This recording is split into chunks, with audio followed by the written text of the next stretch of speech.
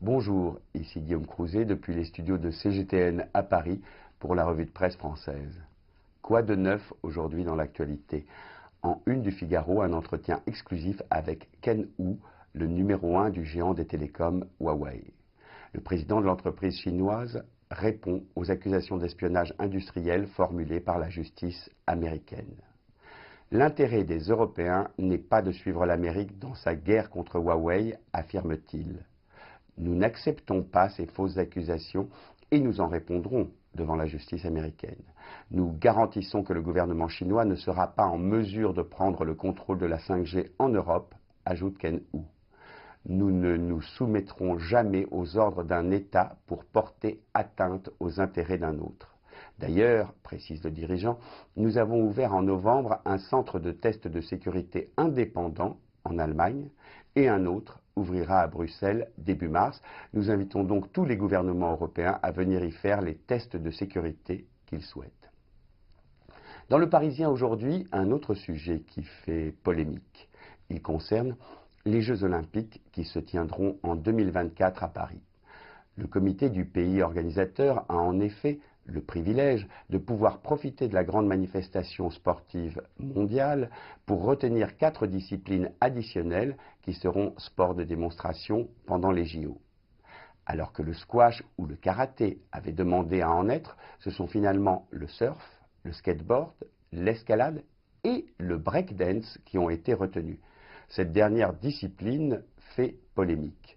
Pourquoi pas une compétition de valse, de trottinette ou de course en sac, se sont déchaînés les internautes. Rappelons toutefois que le breakdance fêtera ses 50 ans au moment des Jeux Olympiques et que la France possède quelques stars de la discipline. Et à propos de stars, c'est bien de cela que nous parle Libération aujourd'hui. À Paris, le musée d'art moderne, installé au centre Pompidou, n'a pas la chance d'avoir une icône emblématique comme le Louvre à la Joconde.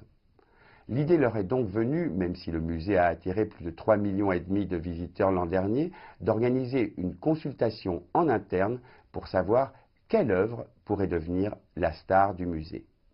Personnellement, on aime beaucoup cette grande toile de l'artiste espagnol Juan Miró. Reste à savoir si elle attirera l'attention des touristes étrangers. Ceux-ci ne sont pour le moment que 40% des visiteurs au centre Pompidou, contre 75% au Louvre. Pas encore star, mais en passe de devenir. C'est le vignoble chinois, méconnu, et où le magazine Paris Match est allé faire un grand reportage. Aux portes du désert de Gobi, des pionniers ont transformé sables et cailloux en terre viticole prospère. Au point qu'en 20 ans, le Ningxia est devenu un Eldorado du vin. Chine, attention, grand cru, titre le magazine. Partis de rien, les propriétaires de ces nouveaux domaines se sont entourés des meilleurs professionnels.